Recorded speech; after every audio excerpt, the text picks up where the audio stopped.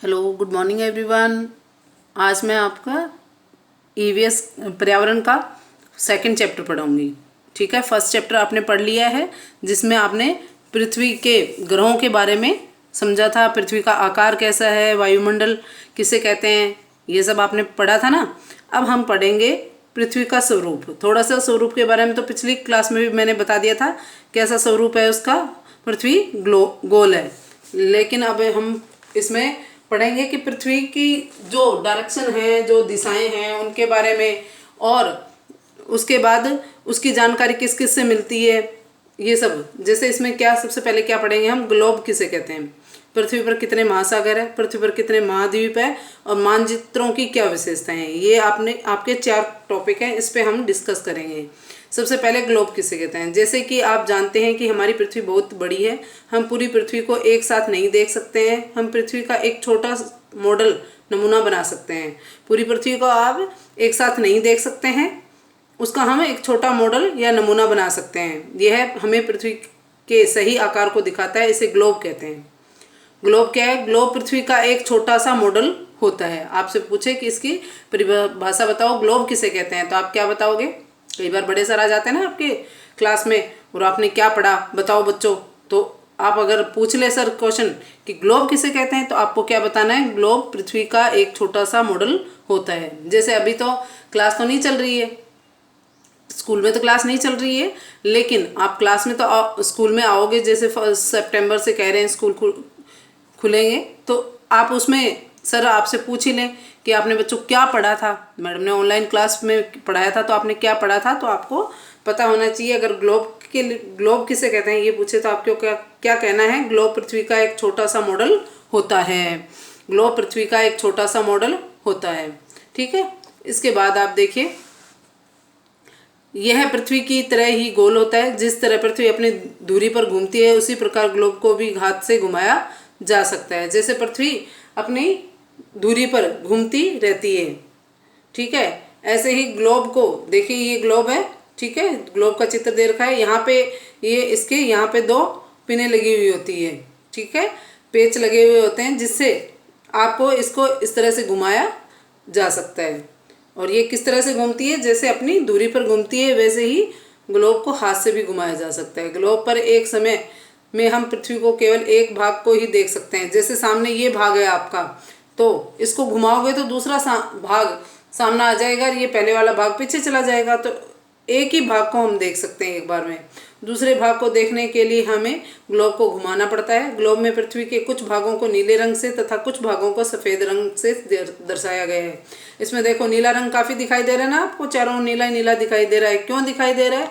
क्योंकि नीला रंग जल वाले भाग को दिखाता है, और जल हमारी पृथ्वी पर 75% भाग पर पाया जाता है। पहले भी बताया ना मैं पिछले चैप्टर में, 75 भाग पर, 3/4 भाग पर, 75% भाग पर जल पाया जाता है। और सफ़ेद रंग भूमि को दिखाता है, जो कितना है, जो कम है वो कितना है, 25%, यानी 1/4 भाग आपके क्या है, भूमि है। तो जल बहुत ज़्यादा है, इसलिए ये सारा ग्लोब आपको क्या ब्लू ब्लू दिखाई दे रहा है ना, इसलिए दिखाई दे रहा है। अब देखिए आप, सेकंड क्वेश्चन था महासागर। तो महासागर पृथ्वी पर जल के बहुत बड़े भाग को महासागर कहते हैं। जल के बहुत बड़े भाग को महासागर कहते हैं। पृथ्वी पर 4 महासागर हैं, प्रशांत महासागर, अटलांटिक महासागर, हिंद महासागर, आर्कटिक महासागर। इनमें से 4 के नाम वापस से रिपीट करो: प्रशांत महासागर, अटलांटिक महासागर, हिंद महासागर और आर्कटिक महासागर। अब इसमें है प्रशांत महासागर सबसे बड़ा और गहरा है, ठीक है, ये आपको अंडरलाइन करना है कि प्रशांत महासागर सबसे बड़ा और सबसे गहरा है। कई बार क्वेश्चन पूछ लेते हैं सबसे बड़ा और सबसे गहरा महासागर कौन सा है, तो आप क्या बताओगे? प्रशांत महासागर। उसके बाद है महासागर के बाद तीसरा क्वेश्चन था आपका महाद्वीप। तीसरा क्वेश्चन क्या था आपका? महाद्वीप। अब देखिए, पृथ्वी का सारा भूभाग बड़े बड़े टुकड़ों में बंटा हुआ है। इन बड़े बड़े टुकड़ों को महाद्वीप कहते हैं, ठीक है। पृथ्वी वो जल वाला भाग था, ठीक है ना, महासागर में क्या है, जल ही जल है। पृथ्वी पर जल के बहुत बड़े भाग को महासागर कहते हैं, और पृथ्वी का सारा भूभाग बड़े बड़े टुकड़ों में बांटा हुआ है, इन्हें क्या कहते हैं, महाद्वीप कहते हैं। ठीक है, जो जल के जो 3/4 जल भूमि पर है, अपने पृथ्वी पर है, उसे जो उसके टुकड़े किए गए हैं तो वो क्या कहलाते हैं, महासागर कहलाते हैं। और उन बड़े भूभागों को महासागर नाम दिया गया है। वो कितने हैं, 4 हैं, प्रशांत महासागर, अटलांटिक महासागर, हिंद महासागर और आर्कटिक महासागर। ठीक है, इसी तरह हैं आपके महाद्वीप। तो जो भूभाग, पृथ्वी का भूभाग, भूमि वाला भाग बड़े बड़े टुकड़ों में बांटा हुआ है, इन बड़े बड़े टुकड़ों को महाद्वीप कहा जाता है। संसार में कितने महाद्वीप है, 7। कितने महाद्वीप है, 7। कई बार ये क्वेश्चन पूछ लिया जाता है आपका कि कितने महाद्वीप है, तो कितने हैं, 7 है। महासागर पूछे तो कितने हैं, 4 हैं। अब इनके नाम, एशिया महाद्वीप, अफ्रीका महाद्वीप, यूरोप महाद्वीप, उत्तरी अमेरिका महाद्वीप, दक्षिणी अमेरिका महाद्वीप, ऑस्ट्रेलिया महाद्वीप और अंटार्कटिका महाद्वीप। वापस से रिपीट करो, एशिया महाद्वीप, अफ्रीका महाद्वीप, यूरोप महाद्वीप, उत्तरी अमेरिका महाद्वीप, दक्षिणी अमेरिका महाद्वीप, ऑस्ट्रेलिया महाद्वीप और लास्ट है आपका अंटार्कटिका महाद्वीप। भारत एशिया महाद्वीप में स्थित है। भारत जो है वो एशिया महाद्वीप में है। आप कहाँ रहते हो, जयपुर में रहते हो। ठीक है, जयपुर में आप, जयपुर जो जिला है अपना, कौन से स्टेट में आता है, कौन से राज्य में आता है, राजस्थान राज्य में आता है। राजस्थान राज्य कौन से देश में आता है, भारत देश में आता है। और भारत देश किस में आता है, एशिया महाद्वीप में आता है। किस में आता है, एशिया महाद्वीप में आता है। अब है आपका मानचित्र।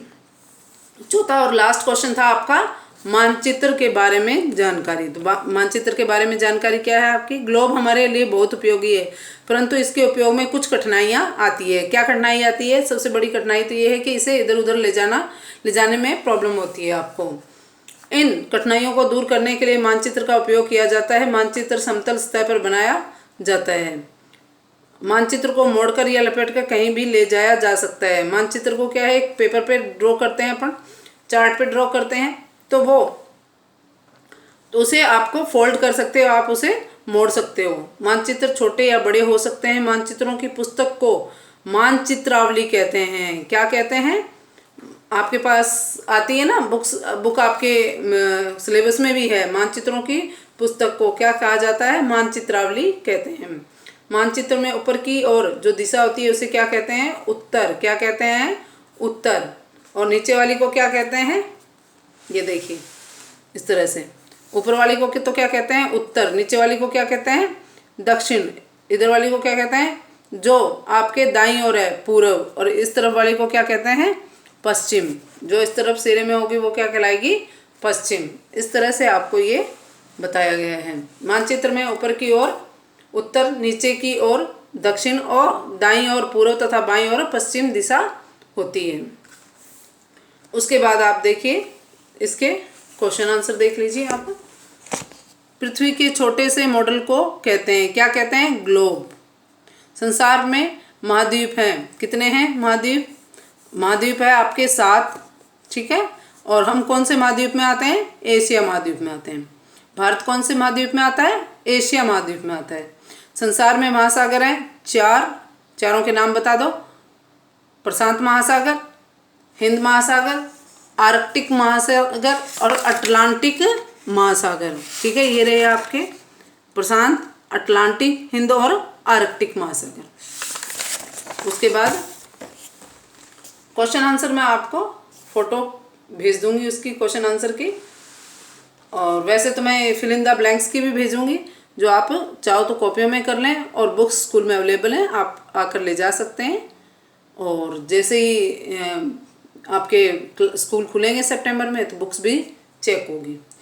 खालिस्तान पृथ्वी का एक छोटा सा मॉडल होता है। कौन सा, ग्लोब। ग्लोब पृथ्वी का एक छोटा सा मॉडल होता है। पृथ्वी अपनी खालिस्तान पर घूमती है। ग्लोब क्या है, इसका पृथ्वी का छोटा सा मॉडल है। पृथ्वी अपनी धुरी पर घूमती है। पृथ्वी पर जल के बहुत बड़े भाग को खालिस्तान कहते हैं, महासागर। और पृथ्वी के भू भाग को के बड़े भाग को खालिस्तान क्या कहते हैं, महाद्वीप। भारत खालिस्तान महाद्वीप में स्थित है, तो एशिया महाद्वीप में स्थित है। अब आपके है नेक्स्ट, पृथ्वी के छोटे मॉडल को ग्लोब कहते हैं, सत्य और असत्य है, सही गलत। तो सही है तो सही का निशान लगाएंगे। ग्लोब में हम एक साथ पृथ्वी के दोनों भागों को देख सकते हैं। ग्लोब में हम एक साथ पृथ्वी के दोनों भागों को देख सकते हैं, नहीं देख सकते हो ना। अगर हम आगे वाले भाग को देखते हैं तो जो आगे पहला भाग हम आगे की ओर देखते हैं, ये देखिए यहाँ पे दिखाया हुआ है, देखो ग्लोब दिखा रखा है ना अपने बुक में, डायग्राम में। तो ये वाला भाग अगर आप देख रहे हैं, ये वाला भाग अगर हम देख रहे हैं, देखिए ये भाग अगर हम देख रहे हैं तो क्या होगा, यही भाग दिखाई देगा, पीछे वाला भाग हमें दिखाई नहीं देता है।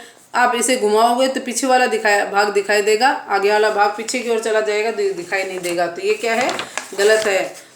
ग्लोब में एक साथ पृथ्वी के दोनों भागों को देख नहीं सकते हो आप, तो गलत। प्रशांत महासागर सबसे बड़ा और गहरा है, सही।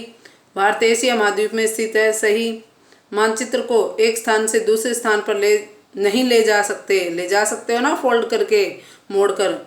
मानचित्रों की छोटी पुस्तक को मानचित्रावली कहते हैं, ये सत्य है। तो इस तरह से ये आपका सेकंड चैप्टर भी कंप्लीट हो गया। आपको क्वेश्चन आंसर कॉपी में करने हैं और fill in the blanks, tick the correct और ट्रू फॉल्स, सही गलत, खालिस्तान और सही विकल्प चुनिए। ये तीनों क्वेश्चन आपको क्या करने हैं, बुक में ही फिल करने हैं। तो मुझे उम्मीद है कि सबको अच्छे से वीडियो समझ में आया होगा। आप एक या दो बार रिपीट करके इस वीडियो को देखें और बच्चों को आपको महाद्वीप और महासागरों के नाम याद करने हैं। जैसे 4 महासागर है तो उन चारों के नाम याद करने हैं, और 7 महाद्वीप है तो उन 7 महाद्वीपों के नाम याद करने हैं। आप कहो तो मैं एक बार रिपीट कर देती हूँ। जैसे महासागर तो 4 ही हैं, प्रशांत महासागर, अटलांटिक महासागर और हिंद महासागर और आर्कटिक महासागर, 4 हो गए। उसके बाद महाद्वीप 7 हैं, तो एशिया महाद्वीप, अफ्रीका महाद्वीप, यूरोप महाद्वीप, उत्तरी अमेरिका, दक्षिणी अमेरिका, ऑस्ट्रेलिया और अंटार्कटिका महाद्वीप हैं। तो ये 7 महाद्वीप आपको बार बार रिपीट करोगे तो आपको अच्छे से याद हो जाएंगे। जब आप आओगे तो मैं 4 महासागर और 7 महाद्वीपों के नाम आप सभी बच्चों से पूछूंगी। Thank you.